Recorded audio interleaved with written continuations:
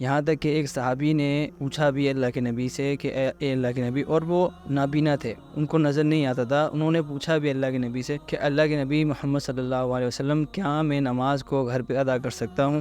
لیکن اللہ کے نبی ان سے پوچھا کہ اتسمعون النداء، کیا تم اذان کو سنتے ہو؟ تو انہوں نے کہا نعم، ہاں میں سنتا ہوں. تو اللہ کے نبی نے ان کو بھی کہا کہ نماز کے لیے حاضر ہو.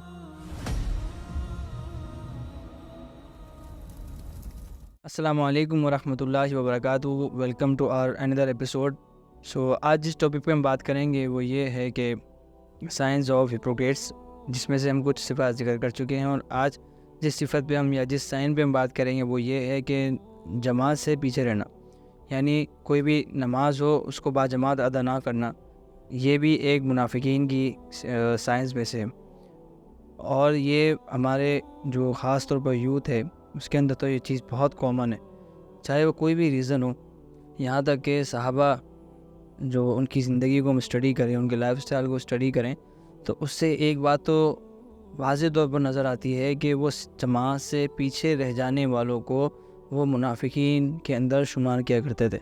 یہاں تک کہ عبداللہ بن مسعود نے ایک بات کہی، وہ کہتا ہے کہ من صلی اللہ ان یلقى اللہ غدا فلیحافظ علی ہؤلاء الصلوات، کہ جو کوئی بھی چاہتا ہے کہ وہ اللہ تعالیٰ سے کل ملے، یعنی قیامت کے دن ملے، جو پسند کرتا ہے کہ وہ اللہ تعالیٰ سے قیامت کے دن ملے، تو اسے کیا چاہیے؟ فلیحافظ، تو اسے چاہیے کہ وہ نماز کی اپنی حفاظت کرے.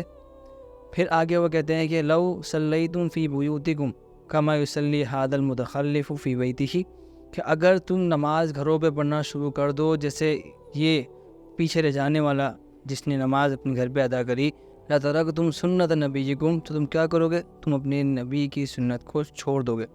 وَلَوْ تَرَکْتُمْ سُنَّتَ نَبِیِّکُمْ، اگر تم نے اپنی نبی کی سنت کو چھوڑ دیا، لَزَلَلْتُمْ، تو تم کیا ہو جاؤ گے؟ تم گمراہ ہو جاؤ گے. پھر آگے وہ کہتے ہیں کہ وَلَقَدْ رَأَيْتُنَا وَمَا يَتَخَلَّفَ عَنْهَا إِلَّا مُنَافِقٌ مَعْلُومٌ، وہ یہ کہتے ہیں کہ ہم اپنے آپ کو دیکھا کرتے تھے کہ باجماعت نماز سے صرف اور صرف منافق ہی، جو پکا معلوم منافق ہوتا تھا وہی رہا کرتا تھا.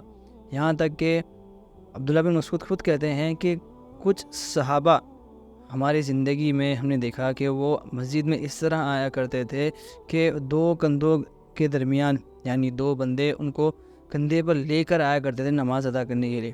اس حد تک نماز کا باجماعت اہتمام کیا کرتے تھے صحابہ.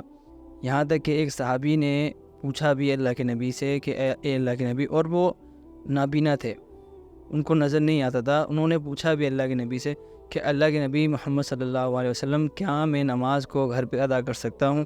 یہاں تک کہ وہ صحابی جو کہ نابینا تھے، انہوں نے بھی اللہ کے نبی محمد صلی اللہ علیہ وسلم سے اجازت طلب کری کہ وہ انہیں گھر پہ پڑھنے کی اجازت دے دیں. لیکن اللہ کے نبی ان کو دی. لیکن اللہ کے نبی ان سے پوچھا کہ اتسمعون النداء، کیا تم اذان کو سنتے ہو؟ تو انہوں نے کہا نعم، ہاں میں سنتا ہوں. تو اللہ کے نبی نے ان کو بھی کہا کہ نماز کے لیے حاضر ہو. اب ہمارے لیے کیا عذر باقی رہ جاتا ہے کہ ہم نماز میں پیچھے رہ جائیں، باجماعت ادا نہ کریں، جب وہ صحابی جو کہ نابینا تھے اور مسجد بھی ان کے گھر سے دور تھی، لیکن پھر بھی اللہ کے نبی نے کہا کہ آپ آئیں اور نماز باجماعت ادا کریں. اسی طرح ایک حدیث کے اندر تو اس طرح وعید ذکر ہے کہ اللہ کے نبی محمد صلی اللہ علیہ وسلم نے ذکر کیا کہ میں اپنے ساتھ کسی بندے کو، یعنی جو نماز ادا کرے اس کے ساتھ اس کو میں مقرر کروں، اور میں لکڑیاں جمع کروں اور ان لوگوں کے گھروں کو آگ لگا دوں جو باجماعت نماز میں حاضر نہیں ہوتے.